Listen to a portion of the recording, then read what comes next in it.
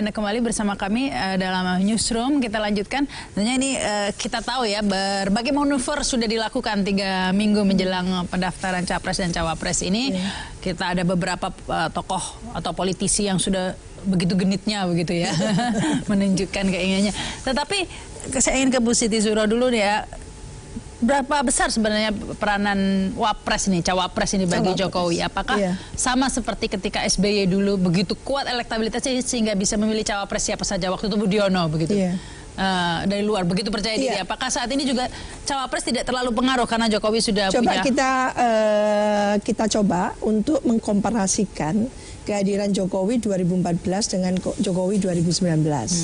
Di 2014 dia masih membutuhkan sosok seorang JK yang representasinya, karena demokrasi itu selalu fungsi representasi, fungsi partisipasi dan kontestasi. Fungsi representasinya Pak JK luar biasa untuk Indonesia Timur gitu ya, dan ketokohannya untuk NU dan sebagainya. Dia mengambil ceruk-ceruk itu gitu. Dan background banyak hal ya yang bisa dimainkan oleh Pak JK. Jadi Pak Jokowi itu betul-betul disempurnakan oleh Pak JK. Jadi fungsi Cawapres itu menyempurnakan kemenangan. Benar-benar memberi kontribusi begitu ya. Lah, bagaimana nasibnya untuk di 2019 gitu ya? Ketika masyarakat sudah disuguhi gitu ya, level leadership dari Jokowi gitu. Lalu apa yang dibutuhkan dengan interupsi politik yang luar biasa semenjak 2015 sampai 2018 awal. Katakan seperti itu. Ada interupsi politik yang sangat signifikan yang mengharu biru umat Islam di situ. Itu kita tidak bisa menutup mata terhadap ini realitas 212 itu. Ini 212, 411, 212 gitu ya. Dan itu belum ending gitu. Kontestasi ada. Makanya saya katakan pilkada itu tidak bisa absolutely dijadikan tolok ukur bagi gitu ya pemilu 2019 karena memang kualifikasi level dan sebagainya itu cakupannya sangat beda. Ini level nasional, ditarik ke nasional. Jangankan antara nasional dan kabupaten kota, dengan provinsi kabupaten kota itu sudah beda cerita gitu. Nah ini yang dipaksa seorang calon mampu meyakinkan konstituen dari Sabang sampai Merauke itu seperti apa. Posisi Pak Jokowi di mana-mana petahana itu gampang-gampang susah Mbak Rahma. Gampangnya dia sudah populer, punya fasilitas, punya popularitas, punya elektabilitas katakan. Tapi susahnya dia harus mempertanggungjawabkan apa yang menjadi programnya, apa yang menjadi katakan benchmarkingnya. Contoh, bagaimana Pak Jokowi harus mempertanggungjawabkan revolusi mentalnya. Terjadi enggak 4 tahun terakhir revolusi mental itu? Apa yang terjadi dengan tapi juga kan 9 program nawacita kan gitu. Ya, kalau ini contoh ilustrasi. Revolusi mental itu kan lebih bersifat mental atau abstrak begitu ya. Kadang-kadang masyarakat itu pragmatis melihat ya ada yang dibangun fisik, lihat ke fisik begitu ya. Nah, itu kan salah satu butir dari 9 program nawacita. Lah, revolusi mental itu berarti ada nilai-nilai mindset kita itu menjadi orientasinya lebih positif. Yang terjadi betul nggak? Oh tidak. Keadaban kita maksudnya kurang. Apakah itu berpengaruh? Gitu. Apakah itu akan berpengaruh terhap elektabilitas begitu? Nanti apakah masyarakat peduli begitu? Kampanye yang akan menunjukkan bahwa apakah calon bisa mempertanggungjawabkan itu. Meyakinkan, karena politik itu kan meyakinkan kembali bahwa saya adalah calon yang meyakinkan, yang trusted, yang bisa dipercaya dan promising kan gitu. Nah, itu yang mungkin masih big question. Itu kalau bagi petahana begitu. Tapi bagi Gerindra tentunya juga gampang-gampang susah begitu ya. Karena orang juga ini susah gampang, jangan susah lebih banyak susahnya. Karena orang kan mempertanyakan ini bisanya ngeritik aja begitu ya. Sementara bukan tidak ada yang dilakukan Jokowi begitu. Banyak juga begitu. Infrastruktur, kemudian pembangunan desa-desa dan lain sebagainya begitu. Meskipun yang mungkin di sebagian daerah juga banyak yang kecewa begitu kan. Tetapi setidak-tidaknya adalah yang dijual begitu. Nah ini Gerindra jualannya apa begitu kan? Ya tugas pemimpin tadi disampaikan Mbak Wiwi adalah delivering hope ya. Menyampaikan harapan. Apakah harapan dari rakyat ini sudah bisa terpenuhi dalam ukuran-ukuran yang kita dapat lembaga survei dan lain sebagainya. Tingkat kepuasan terhadap Pak Jokowi saya rasa sangat minim ya. Sangat minim dan tentunya seperti kasat mata dalam sisi ekonomi misalnya.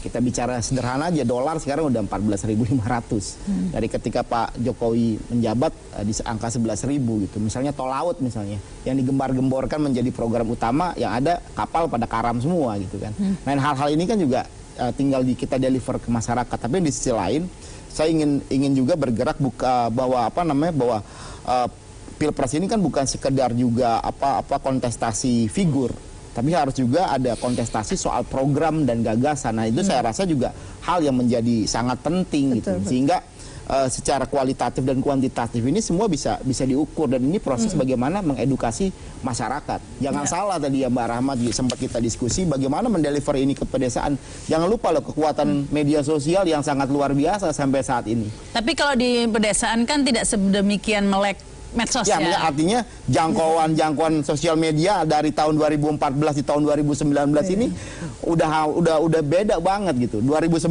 ini orang mungkin average untuk penggunaan medsos bisa hampir 70-80%. Itu punya kekuatan yang sangat luar biasa. Dan ini tergambar loh kemarin di gerakan 212, lalu di gerakan pilkada yang baru-baru kemarin. Ini kekuatan konsolidasi jihad melalui jempol ini sangat luar biasa. Jadi artinya framing yang dilakukan misalnya media-media besar gitu kan, TV dan lain sebagainya ini kalah dengan kekuatan di medsos ini, yang bagaimana akhirnya ya kalau boleh bilang sekarang masyarakat sudah terbelah ya. Ada yang kubu anti mau ganti 2019 dan memang yang masih pro terhadap pemerintah Pak Jokowi. Iya, jadi hal-hal seperti ini saya rasa ini akan menjadi faktor utama, di mana kemarin juga lembaga-lembaga survei gugur semua memforecast pasangan asik misalnya di bawah 10%, kenyataannya bisa 30%. Memforecast kemarin Ganjar Pranowo di bawah 10%, kenyataannya sampai 40%. Saya rasa ini kekuatan dari oposisi yang akan kita gerakan terus. Iya, dengan kata lain itu Mbak Rahma, ada perilaku pemilih yang memang ada perubahan. Jadi setiap pemilu itu tidak semuanya continuity, ada change. Jadi continuity-nya apa yang berlanjut, apa yang berubah kan gitu. Saya melihat karena nanti itu bersamaan diserentakkan, perubahannya jauh lebih besar ketimbang continuity-nya. Jadi dari mungkin environment-nya gitu ya, nilai-nilai baru yang diintroduksikan gitu ya, lalu membuat pemahaman masyarakat terhadap calon-calon itu juga beda.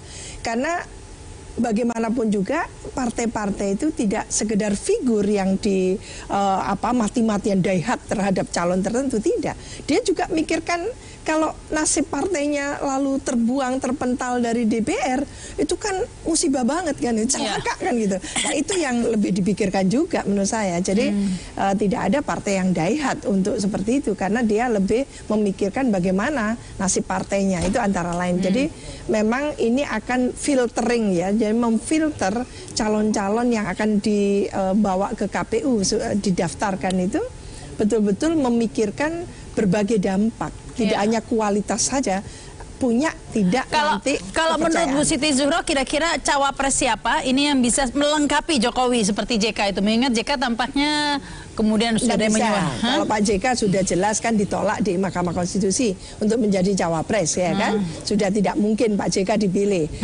Mau tidak mau Pak Jokowi harus memilih yang lain. Kan di situ banyak burusanya. Ada Prof Mahfud MD, gitu ya. Ada juga Dr. Sri Mulyani ya, gitu ya. Lalu kalau mau memilih lagi mungkin yang lain bisa Pak Gubernur NTB kan, itu antara lain. Oh ya. Nah, baik ini sudah ada Pak Roy Suryo ya, wakil Ketua Umum DPP Partai Demokrat. Silakan ini. Tampaknya maaf, ini luar biasa. Terjebak macet. Macetnya luar biasa. Yang penting moga-moga pemilunya nggak macet. Nah, dan pilihan capresnya tidak macet, hanya 2 itu. Nah, itu.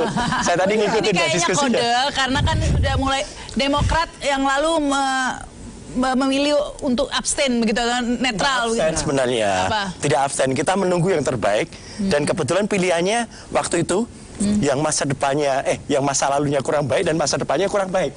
Nah, jadi kita nggak pilih semuanya waktu itu. Nah, kali ini begitu ya, sudah disuarakan ini AHY begitu ya. Tersenyum tawa ketika saya bilang yang masa lalunya kurang baik dan masa depannya kurang baik. Nah, ini masa sekarang ini siapa yang masa sekarang? Insya Allah ada pemimpin masa depan yang terbaik. Nah, ini siapa? Kita punya next leader.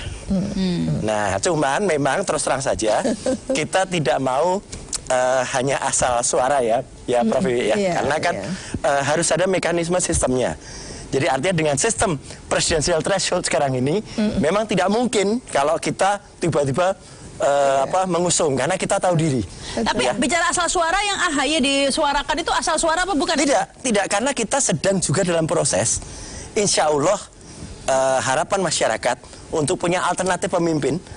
Sekarang bayangkan Mbak Rahma, 260 juta jiwa rakyat Indonesia, masa hanya dikasih kesempatan untuk memilih di antara dua itu? Ya baik, siapa yang alternatif? Caranya, siapa? alternatifnya jelas, kita punya pemimpin masa depan. Nah itu siapa orangnya? Tadi sudah disebut lah. Oh jadi AHY. Nah, insya Allah. Bicara soal... Tapi harus ada mekanisme itu tadi. Jadi kalau presidensial thresholdnya masih 20%, dan itu sebenarnya tidak masuk akal, karena kan ibaratnya kita nonton pakai tiket yang lalu, ya. Nah besok itu kan sebenarnya tiket yang baru. Pede banget ya AHY. Ya pede, karena Partai Demokrat. Pede, ya. Jadi begini, AHY ini kan sudah tidak lolos di putaran pertama, DKI saja, bukan Indonesia ya, bukan Pilpres. Satu. Kedua, kita tahu politik ini keturunan ini sudah banyak yang berguguran. Generasi politik ini sudah di Jawa Timur gugur, kemudian sudah. Nah ini kok masih dinasti politik dimunculkan lagi? AHY tidak tampil berdasarkan dinasti politik. AHY tampil dengan apa adanya. Jadi AHY tampil itu kalau memang baik ya dia baik. Contohnya kalau AHY misalnya dinasti politik ya, mungkin saja kita bisa melakukan dengan segala cara dengan tangan-tangan yang tidak jelas. DKI Jakarta waktu itu bisa masuk putaran kedua. Iya, tapi kan tidak. Tapi ya ini makanya kita lihat saja. Memang kalau garis tangannya istilahnya adalah juga waktu itu takdir dari Allah. Waktu itu Mas AHY belum masuk putaran DKI Jakarta ya nggak apa-apa. Kan juga begitu. Nah ini kalau alternatifnya AHY ini bagaimana menurut Bu Siti Zuhro? Jadi menurut saya intinya karena kontestasi AHY belum tentu nomor 1 loh ya, bisa nomor 1, bisa nomor 2. Berikan peluang kepada warga negara yang betul-betul memiliki satu, integritas, 2, kompetensi, kapasitas, 3, tentunya kita mintakan ada kepemimpinan. Jadi tidak, kalau sudah integritasnya bagus, kita butuh punya nggak kompetensi, punya nggak kapasitas nanti sebagai seorang RI 1 dan RI 2 kan gitu. Lalu punya nggak leadership, kapasitas itu. Tapi semuanya itu terpilih nggak, ujung-ujungnya pertanyaan itu bakal dipilih masyarakat nggak? Kalau punya semuanya nggak dipilih kan percuma juga. Di Amerika juga ada cuma 2 pilihan, pasti ada menang ada kalah, nggak mungkin menang dua-duaanya kan. Maksudnya yang alternatif ini elektabilitas. Satu lagi Mbak Rahma tadi Prof. Wiwi sungkan untuk melakukannya. Amerika juga bisa menang karena ada tas satu lagi. Dia punya isi tas yang kuat banget. Jadi menang waktu itu si Donald Trump. Jadi kalau saya bersetuju untuk kita mendapatkan beberapa calon, biar saja keluar gitu. Siapapun itu. Jadi ada Pak Mahfud MD, ada Sri Mulyani di sebelah sana gitu kan. Ada Mas Anies ada disebut. TGB gitu kan, meskipun kadernya beliau kan gitu, sudah ke sana. Tetap kader kami. Tetap tidak keluar ya? Oh iya, dan belum itu dikeluarkan. Enggak, karena mungkin juga mendukung Jokowi enggak kan? Loh, enggak, itu kan sebagai seorang mantan gubernur ya Nusa Tenggara Barat yang tentu beliau juga pernah mengalami dalam 2 masa kepresidenan, Presiden SBY dan Presiden Jokowi, dan sekarang kan Presiden SBY mantan presiden kan tidak mungkin maju. Sekarang yang ada kan Presiden Jokowi, ya sah-sah saja kalau beliau itu kemudian melakukan pilihan politik. Apa itu juga menunjukkan sah-sah saja jika kemudian Partai Demokrat juga berkoalisi dengan sah, semua bisa terjadi. In politik ya anything can possible. Kecuali Gerindra kali ya, impossible itu bagi Gerindra kali ya. Oh bisa. Berkoalisi dengan Jokowi. Insya Allah juga akan bisa ada ketemu antara Gerindra dengan Demokrat. Karena sempat disebut-sebut kan akan menjadi wakilnya Jokowi itu. Ya, suatu hal itu kan kemungkinan itu selalu aja ada ya. Tapi kan kita ukur dengan ukuran-ukuran yang juga rasional lah, seperti itu. Jadi saya lihat ya ini Pilpres 2019 ini mirip-mirip juga kemarin Pilkada DKI ya. Saya rasa kan juga semuanya last minute, dan kita membuka komunikasi kita yang sudah last minute, tapi nama-namanya itu sudah disebut-sebut, sudah disounding dari jauh sebelum misalnya Jokowi. Pilkada kemarin, pilkada DKI juga semua last minute. AHY tadinya Demokrat nggak mau mengusung AHY dimunculkan last minute. Demokrat tadi udah Dan di DKI iya. itu kita sangat menghormati Gerindra akhirnya bisa mengusung Mas Anies yang waktu itu dikatakan pasti kalah, ya kan? Tapi kan tidak akhirnya. Ya itu memang garis dari Allah. Iya yang racing gitu. Iya, itulah jalan politik. Presiden Amerika Serikat juga kadang-kadang untuk terpilih 2-3 kali. Dan itu yang membuat animo masyarakat jadi tinggi karena harap-harap cemas kan, tidak ada kepastian. Jadi demokrasi atau pemilu yang dilaksanakan secara free and fair memang little bit unpredictable. Jadi tidak pasti itu menang, tidak. Makanya kalau ada yang memastikan menang pasti mau curang duluan kan, gitu. Tidak boleh karena demokrasi yang betul-betul ini kita catat nih kata-kata Prof ini ya. Iya, karena memang seperti itu.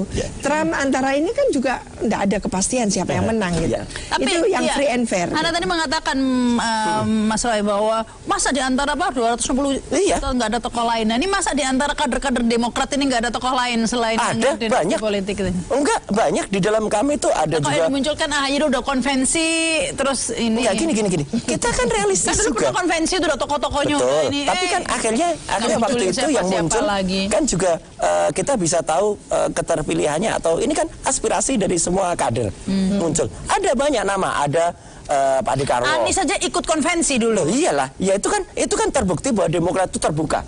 Tapi nggak dicalonin. Bukan nggak dicalonin. Nilainya waktu itu yang pemenang konvensi kan juga jelas cukup kecil dibandingkan dengan waktu itu Gubernur Jokowi yang masih Gubernur DKI. Tapi kembali lagi itu politik. Iya, itu politik.